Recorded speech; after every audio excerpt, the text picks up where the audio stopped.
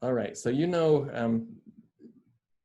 the basics about activities. You've started to work with them. In fact, hopefully you're creating an activity for your login, but there's quite a bit more to know. So let's learn some more details about that. On this first part's a review. Remember that the activity represents the screens or the views in your Android application, and it's divided into two parts. So you have the UI layout, which we put in an XML file, and then you have the activity whatever file, the .java file, which is where you can put your actual code. And that's where you get references to the elements from your XML file. It's where you can put event handlers and write all the code that you need to write. The layouts are reusable.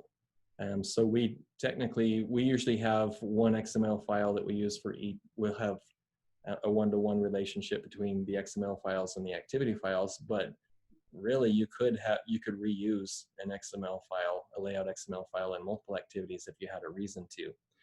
We don't really do that though, because that's what fragments are for. So when we get to fragments, you'll learn a way to get even more reuse than you could get with the layout.xml file. Okay, we just saw an example of that you can have different layouts for different orientations, portrait versus landscape. So I showed you one example. There's another example in the Geo quiz.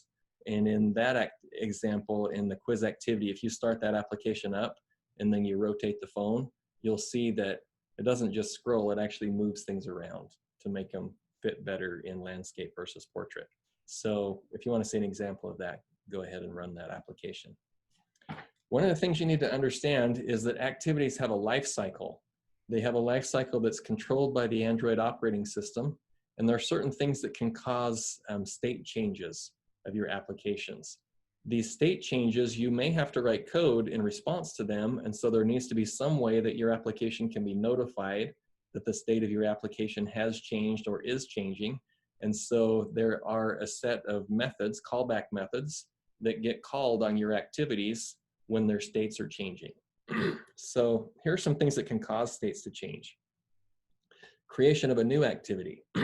If you create a new activity and make it display, that will become the current activity, and something needs to change about whichever activity was displaying before, because now it's not the current one. So that's one thing that can happen. One thing that might surprise you is rotation of your device. So if you're looking at your phone or your device in portrait mode and you rotate it so now it's in landscape, that actually causes significant life cycle changes. We just learned that we can have different layouts for landscape.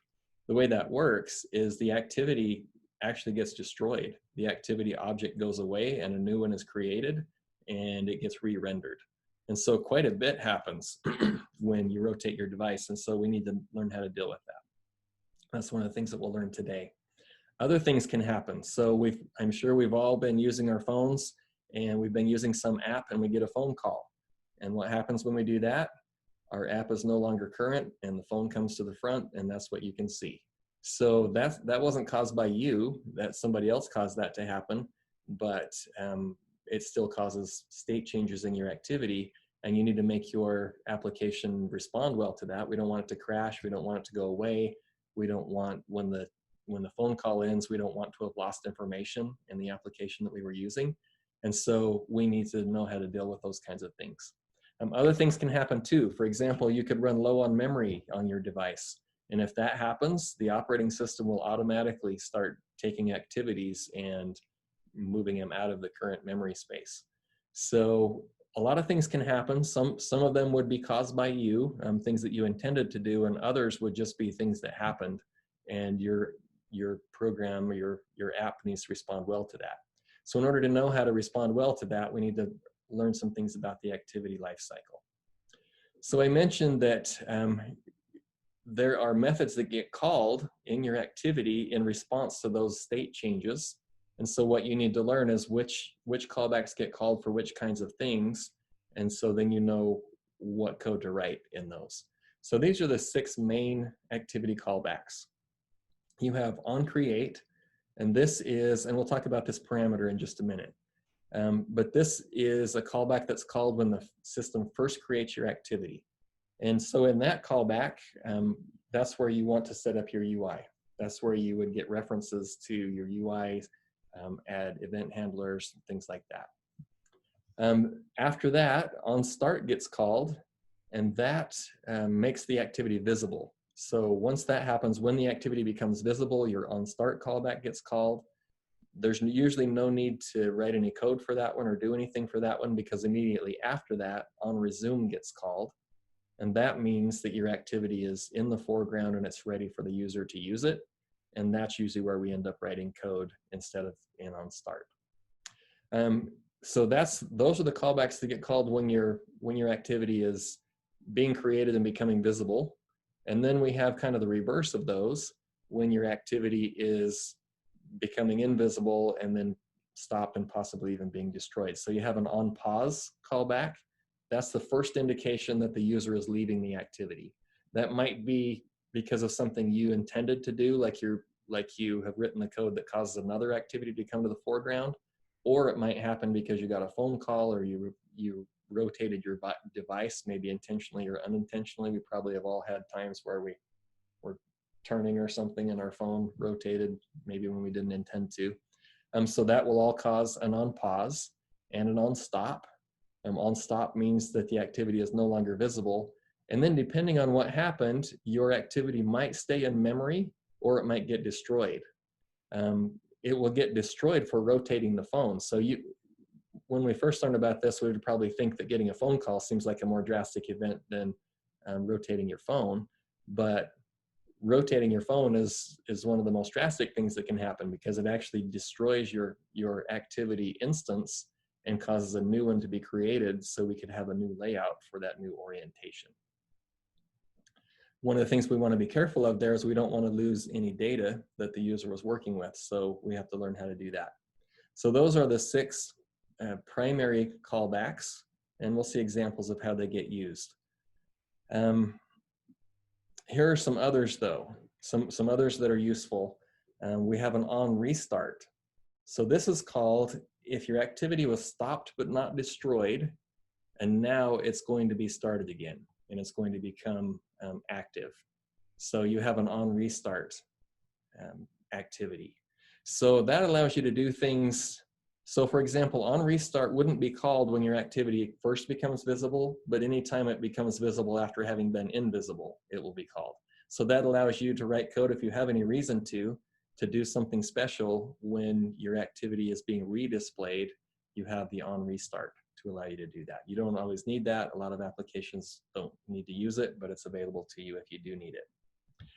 This one is a really important one, onSaveInstanceState, because remember I told you when you rotate the phone, that will cause your activity to be destroyed.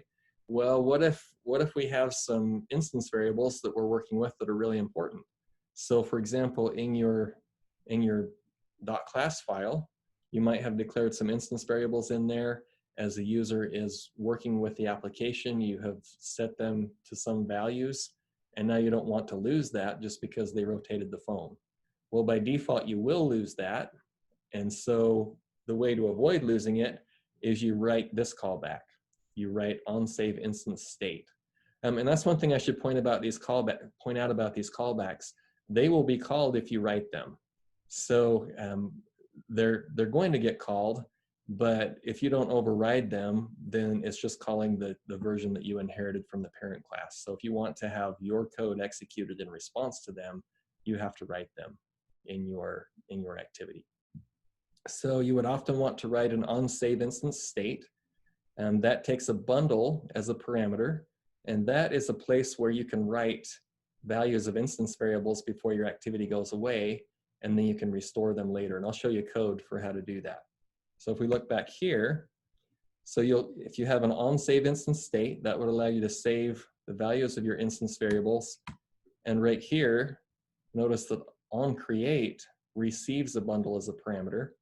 So when your activity is recreated, or when it is displayed again after having been displayed before, whatever bundle was used in your onSaveInstanceState to store your instance variables is the one you get when you call onCreate. So what we typically do is we'll have an if statement in onCreate that checks to see if this is null. The first time you create the activity, it will be null, but if your activity has gone through onPause, onStop, onDestroy, then it will have also had its onSaveInstantState method called. So you may have saved some state in the bundle. So that means when it resumes, when it's created after having been stopped, we want to restore those instance variables so you can pull them out of the bundle and reset the values. So that's how you avoid losing information when you rotate your phone. And I'm going to show you a specific code for that. Okay, one other thing I'll say about that before we move on though, you don't have to save the state of UI controls. So for example, if somebody had typed information in a field or an edit text, you don't have to store that information out because that happens automatically. That happens from the onSaveInstantState that you're inheriting from the activity that you're subclassing. So as long as you call super, if you override this method, then that state will get restored. It's just values in instance variables that you declared that you have to worry about. And we'll look at code to make sure that that's clear. But before we do that, let's look at this diagram or this picture that shows the order in which these calls get made. So this is the order. When you launch an activity, as I said before, it goes through onCreate, onStart, onResume, and at that point it's running and ready to respond to whatever the user does to interact with your application. And then it, in response to things that can happen, it can go to onPause, then onStop, and it may go to onDestroy depending on what happened, or it may just pause right here. Now, for some reason, this diagram didn't have onSaveInstantState and it didn't show where that is, so I added it in. That happens in between onPause and onStop. Okay, so then if your activity is not destroyed, but then it becomes visible later, it will go to onRestart and then onStart, onResume. It won't go to create unless it was destroyed. If it was destroyed, then you would need to create a new one, and that's what would happen if you rotated your phone. It would get to destroy. It would call the onDestroy callback, and then the operating system would launch a new activity, and it would go through all of these states again before it's running again. Okay, so are there any questions about that? Any question about the life cycle or how that works? Stockton, go ahead. Yeah, I have a couple of questions. So is it the onResume function, like if we were to have like a button, right, where the user would interact with and click on, is that like the function where we would handle that listener? Is that kind of the point of onResume? Or am I misunderstanding that? I didn't hear the first part of your question. You said if there's a button that the user can interact with. Yeah, or like or another component or something like that. Is that where you handle, I guess, the logic for that? Is on Typically, we'll put that in onCreate. The logic would, really what you do for the logic is you write an event handler. And typically we write event handlers in onCreate. Okay. So this is probably a good place for me or a good time for me to explain kind of how this works though. So think about your server. When you start up your Family Map server, it is, once you start it, it's just running, waiting for somebody to connect to it. So it's waiting for somebody to do something. The same thing happens with activities. When you launch an activity, it goes through onCreate, onStart, onResume, and then it's just running and waiting for somebody to do something with it. So at that point, it's waiting for somebody to push a button or do whatever they want to do with that UI. In order for, if the user pushes a button though, we have to have put code behind that button somewhere for it to know what to do. And normally we would do that in onCreate. That's where we would set our event handler code. Interesting. But it won't get executed until the app is running and the user does interact with that UI control. Okay. So does that make sense? Did that answer it for you, Stockton? Yeah. It's it makes sense. And then like onResume, I guess I'm a little confused then what we exactly put in onResume or what code goes there. Maybe nothing. It kind of depends on. It depends on what you need to do. I don't always write code in onResume. In fact, I often don't. Usually I write my code in onCreate. Okay. So it's just if you need to do something after pausing before you're ready for the user to interact again. And probably more often than not, you don't need to do anything there. So these are just callbacks that are available to you that you can write code behind, but you don't always need all of them. In fact, I can't think of any application I've ever written where I've needed all of them. Okay. And then another question we had was about on-save instance state. So can we like specify exactly what state we want to update or I guess save? Yeah. Or we did the whole thing. We can just I guess specify certain components or certain aspects of the state to send Yep, back. that's exactly how it works. And we'll see an example of that in just a minute. But yes, the bundle is like a map. So you just put key value pairs in it, whatever values you want to save. And then those values are available in onCreate after your application restarts again. Okay. So if your on-save instance state gets called, that means your activity is becoming invisible. It's going away. And so that's why you save your state, so when it comes back, you haven't lost anything. And does it become invisible because of like inactivity, or you tell it to become invisible, if that makes sense? That can be any number of things. So the things back here, any of these things can cause it to become invisible. It might be something you did, or it might be you got a phone call, might be that you ran out of memory. Lots of things can cause it to become invisible. And so you don't really know what caused it to. You just have to write your code in a way that it responds appropriately to becoming invisible or getting destroyed. Yeah, that makes sense. Thank you. Okay, you're welcome. All right, let's look and see how this works. We're going to run the GeoQuiz example, because all of the callbacks are overridden in that example. Some were needed for the GeoQuiz program, and some were just overridden, so when you run the app, you can see in the log output, you can see when they get called. So if we look at, let's see, which activity? I think it's quiz activity we want to look at. Yeah, quiz activity is the main activity.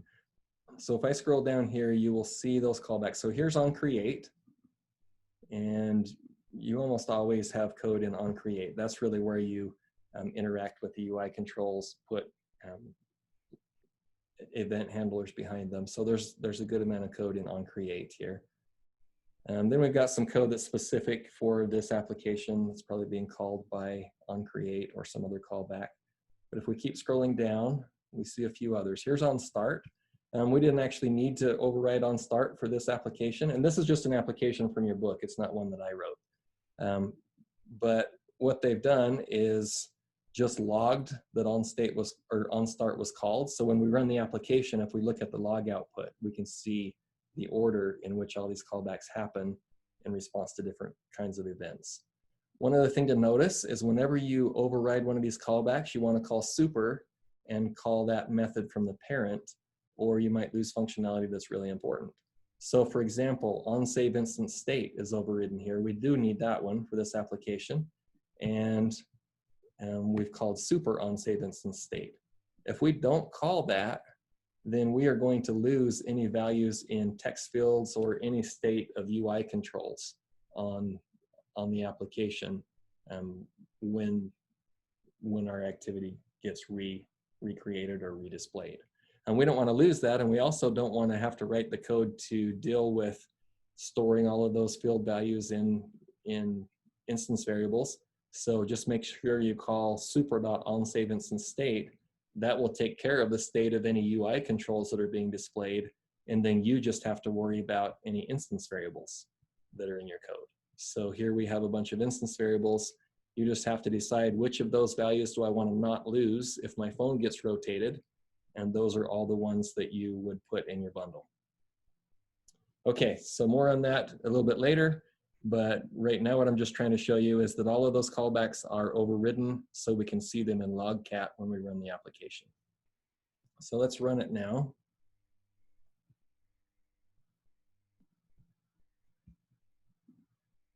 Okay, there it is. It's already up. If I go to Logcat,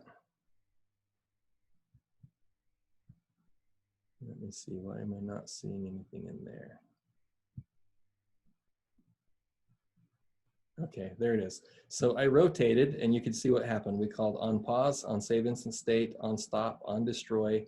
Then it got rotated, and then it relayed out the activity. So then it called onCreate. The bundle was passed in. So here we had a bundle. We could have saved anything we wanted, and in this application we do. and then on create gets called, on start, on resume. So just by playing around with that, you can see which callbacks get called in response to which kinds of events. So let's clear that, and then we'll rotate back. And there we go. You can see which ones happened on that rotation. Now, if you want to see, well, what happens if I push, let's push something here and then clear it out and now push the back button. What happens when I push the back button? On pause, on stop, on destroy, and now that activity is gone. Okay, so by playing around with that, you can see exactly which interactions you can have with your phone that cause which callbacks to be called. And I don't always remember exactly which ones will result in a destroy and which ones won't, for example, but if I really needed to know, I could open this application and it would show me, or of course I could look it up. Okay, so is that clear? Any questions about the callbacks and how they work?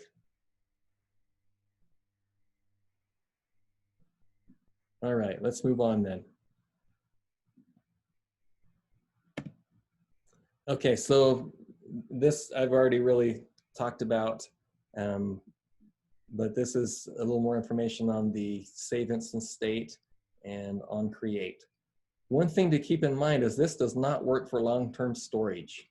So the information that's stored in a bundle in response to on save instance state goes in something called an activity record, and those are removed at certain times. So if the user hits the back button, it's removed.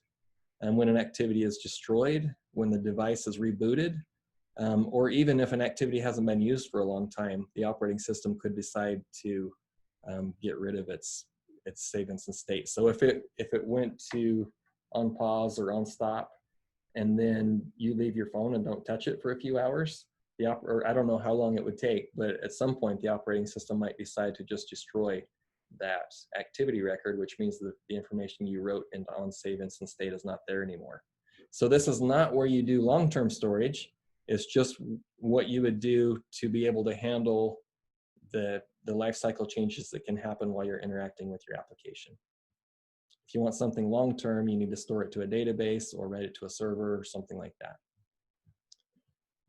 Okay, so I guess I could have stayed here and we could have looked at this example in a little more detail, the GeoQuiz one. Let's go back to that and look at more of the code for that.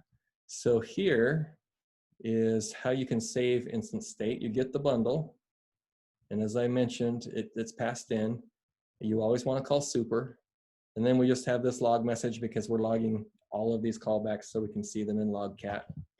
But then you want to call that bundle. It has a set of put methods. So put followed by whatever your data type is that you're putting in, and then you just put values in like you would in a map. So you use a key, and those keys are constants that are declared in this class. So if you look up here, here are all the keys that we have declared. They're just strings. It's just not a good idea to hard code the strings here in line. And then you specify the variable that you're trying to store with that key, and these are just the instance variables that we decided we didn't want to lose from right here.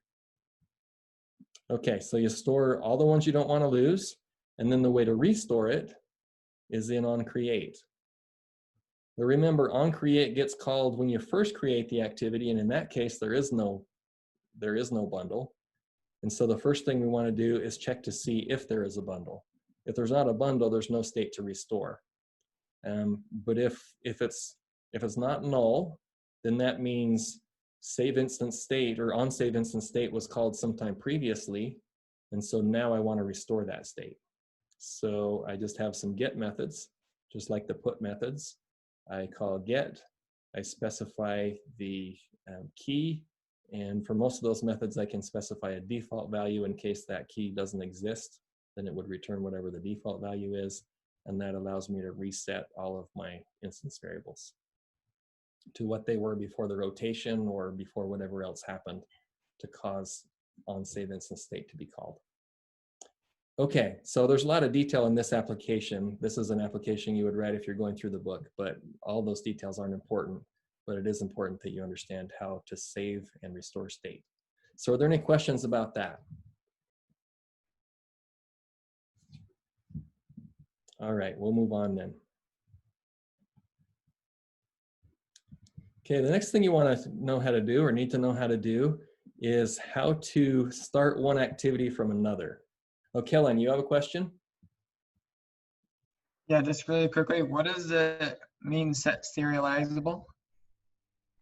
Um, In the yeah, good question. example? So serializable is an interface that if I want to be able to write an object out kind of automatically using the built-in capabilities of Java, then in order to do that, a class has to implement the serializable interface. Oh, okay. And where did you see that? Where was that in the example? It was in the example. So is that like to store the list? Is that like a list that you're storing? I'm sorry, I didn't hear you say where it was. Where was it? In the GeoQuiz activity Yep. that we were just looking Yeah. at? What code in the GeoQuiz though? Do you remember? It was in the save instance state. It had like set, like put int, put boolean, and Oh, then put like serializable. Okay. set, Yeah, that's put where you saw that. serializable. Okay, so anything that can be saved in an instance or that can be saved in a bundle has to be serializable, which means it has to implement the serializable interface. And there aren't any methods that you write to implement serializable. It's what we sometimes call a marker interface. So it just means that if a class implements that interface, then that class is a serializable. And that means that you have said that it's okay to serialize that class. In other words, it's okay to write it out to a file or something like that, which is what happens when you put it in a bundle. Okay, that makes sense. So that serializable could be any object that implements the serializable interface. Sweet, Okay, thank you. you're welcome. So here is how you start an activity from another activity. So any Android application is going to have a main activity. It doesn't have to be called main activity, but it's going to have an activity that starts up when your application launches. And you're going to have various times when you want to, from that activity or from some activity, start another one. So if you think about your Family Map client, in response to different events, you need to create different activities. You are, first you're in the main activity, and after you log in, that will show you the map. But if a user clicks a map marker and then they click the information down below, the information for the event that they just selected, remember we go to the person activity. That means you have to be able to create an activity and start it from another activity. So this is how you do it. You don't do it directly. What you do is you tell the operating system that you would like it to start a different activity. So you have to go through the operating system in order to do that. So the way you do that is you create an instance of the intent class, and it needs to take two parameters. First of all, we want to, the first parameter is the containing activity, the one that is requesting that another activity be created. We can't just put this here, because usually this code, if you think about how would you decide to create another activity, it's probably because of something the user did. Maybe they pushed a button or they clicked on something. So this code is going to be in an event handler. And so this from within an event handler refers to the event handler, not the containing activity. So that's why I need to say quizActivity.this. That's a reference to the containing activity, or the class that has the event handler that has this code.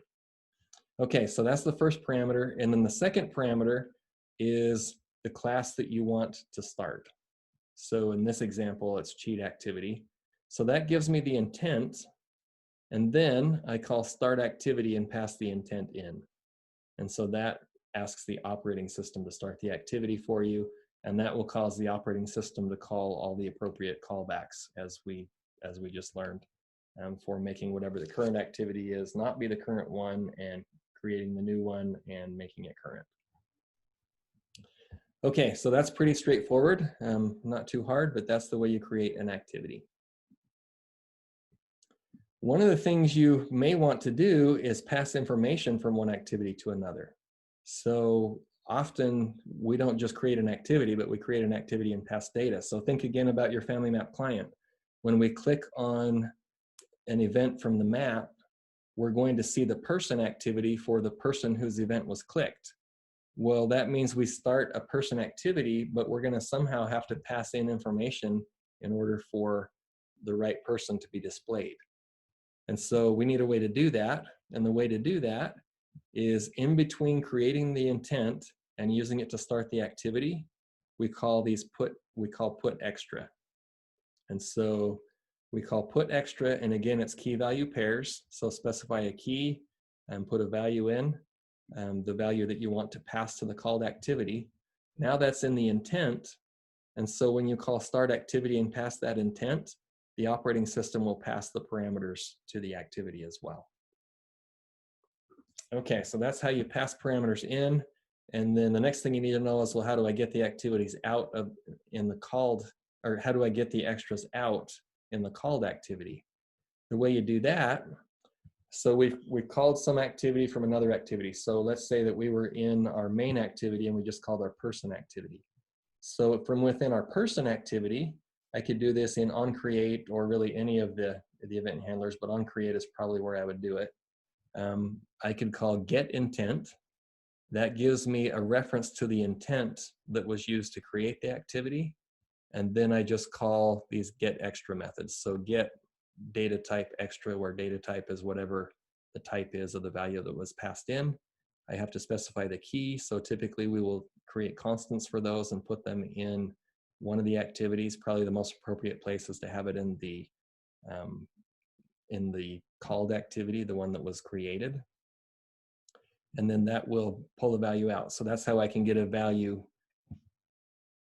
in, and that's how I can get a value in an activity that was called, that was passed from the activity that called it. Okay, so are there any questions about any of that? Does that make sense? All right, we'll move on then. The next thing to learn, so we've learned how to pass data into an activity when we start it. We want to learn how to pass data back from an activity. So if I create some activity, so if my map creates the person activity, maybe I want to be able to pass some data back from the person activity to whatever activity that called it. You may or may not need to do that in your Family Map client, depending on how you do some, how you implement a few things, but you for sure should know how to do that. So the way we do that, I'll show you kind of in steps here, and then we'll look at code. So you do, if we go back to where we created an activity, that was here. This is how we start an activity. We use a different method if we want to be able to get a result back from the activity that we start. Instead of calling start activity, we call start activity for result. And we still pass the intent, and then we pass an indicator of which result we're getting back. So let me explain that a little bit. It's possible that we have an activity that can start multiple different activities. So let's say that we have some activity and it can start any of 3 different activities depending on how the user interacts with it, and it starts all of them for result. So all of them could return a result. We need to have some way to distinguish which result we're getting. If we call activity B, or activity A, activity B, and activity C, when they all call back, when they all pass the results back, we need to know which one is passing which result. So the way we do that, when we start the activity, we give it some number, and then when it calls back, it will return that number. So that's the number that we can use to know which result we're getting back from which activity. Okay, so now the calling activity starts activity for result. The called activity that wants to pass data back creates an intent and puts intent extras in there, and then it calls set result. And that calling of set result is what causes the operating system to be able to pass the data back to the calling activity. So there are 2 methods for that. We can just call set result, where we specify a result code. Sometimes all you need to know is whether the called activity was successful or not. And in that case, you would just have the called activity call this method, where it just specifies a result code. Other times you might want to not only know the result code, whether it was successful or not, but you might want some other data that it can pass back. And in that case, you would have the called activity call set result, where it specifies an intent, which would have extras in it if you needed to. And then the operating system will, when this activity is done, the called activity, when it is no longer the current activity and we're back at the one that called it, the operating system will ensure that on activity result gets called. So that's another callback that you would write, and that's how you get the result back. Okay, so that was an overview that might have been a little bit confusing. So let's go actually look at the code for that to see how it works.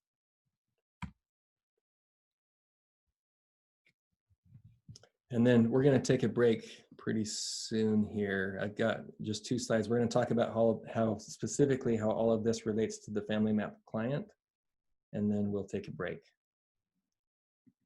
Okay, so if we go back to GeoQuiz, wrong example.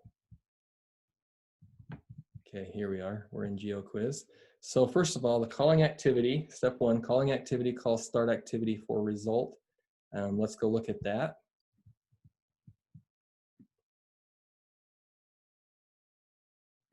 So that is right here. So in this button, let's run the application again. Maybe it's, nope, it's not still running. Let's run it so we can relate what's happening to the UI.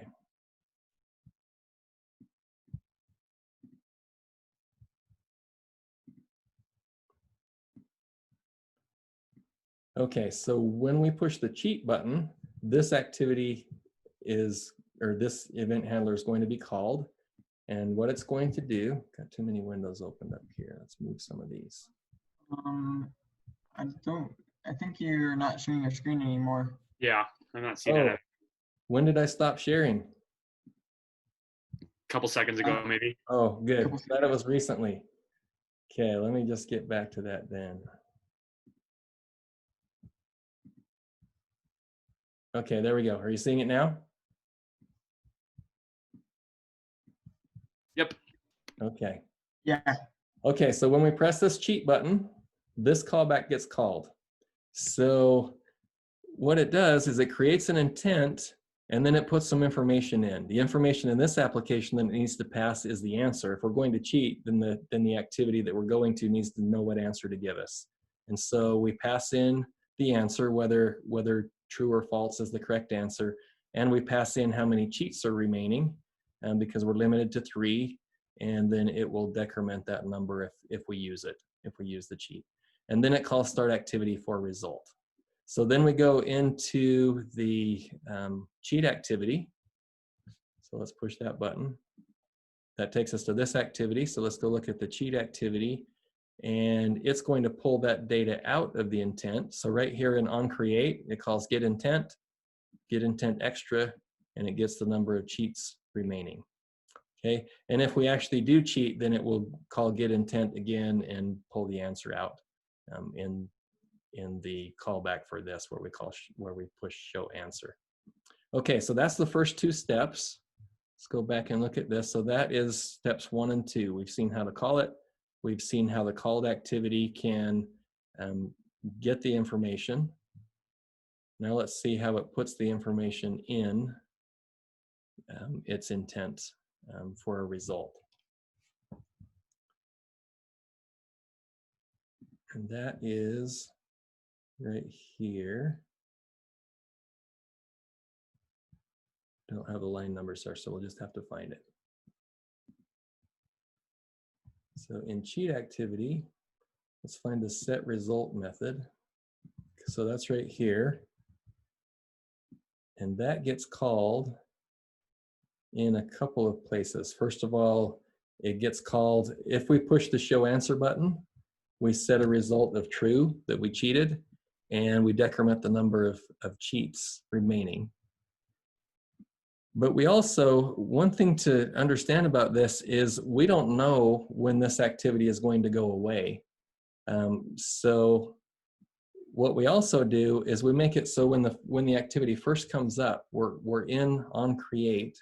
When it first comes up, we are going to go ahead and call set result. So we're going to give it a result of whether we've seen the answer or not. And then if we hadn't, and then later we do see the answer, we'll call set result again, so we'll change the result. So what we're doing is we're presetting a result, so no matter what causes this activity to go away or when it happens, there is a result to give back. And then we just make sure that we make it current if something changes. Okay, so that's what we've done here. We've called set result. We pass a Boolean to indicate whether we showed the answer or not. And in this case, we're also passing the cheats remaining. Let's see where that is declared. Start cheats remaining. So that's just an int. And so that is, now we've set a result that can be given back to the calling activity. So now let's see what the calling activity does with that. Whenever this activity goes away, the operating system, since we called set result, the operating system will deliver that result to the calling activity, which was quiz activity. The way it delivers the result is by calling onActivity result. Okay, so there's our onActivity result. It takes 3 parameters. It first takes the request code. Let's go back and see what that is.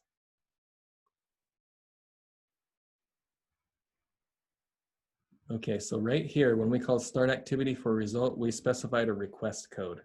Remember, that's where I told you that an activity could call multiple activities, and if so, they're all going to call back.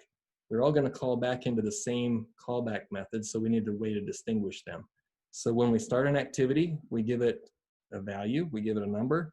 That's just a constant that we gave it, but if we called multiple activities, we'd give them each their own constant value that we'd pass in. So that value gets passed back by the operating system right here. So that's the request code. The result code is whatever that first parameter is when we called set result, and then the intent is if we specified an intent object to pass data back. In this example, we didn't, or actually, yeah, we did. So that's where we can pull out the data from the intent that was set in the called activity. Okay, so quite a few steps there. I'm sorry the explanation is kind of long for that. I don't think it's terribly complex though. Are there any questions about any of that? Might actually be useful to go back to the slides now that you've seen all that and just see those steps again. Probably not that. Okay, so these are the steps we saw. The calling activity called start activity for result, passed a request code, and the called activity created an intent, put its results in it, and it called set result. And then whenever it finished, the operating system called onActivity result and gave us the result that was set in the called activity. And it gave it to us in onActivity result. Okay, any questions about any of that?